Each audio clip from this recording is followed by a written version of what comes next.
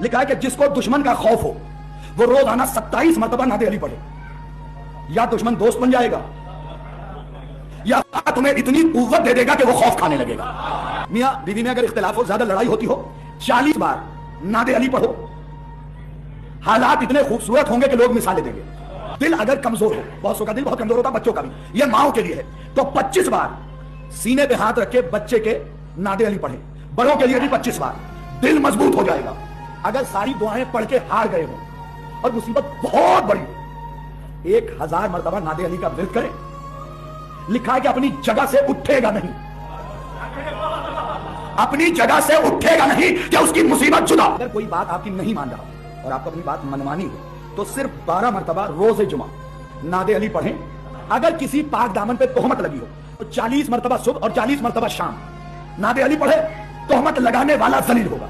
जबान किसी की लुकनत खाती है।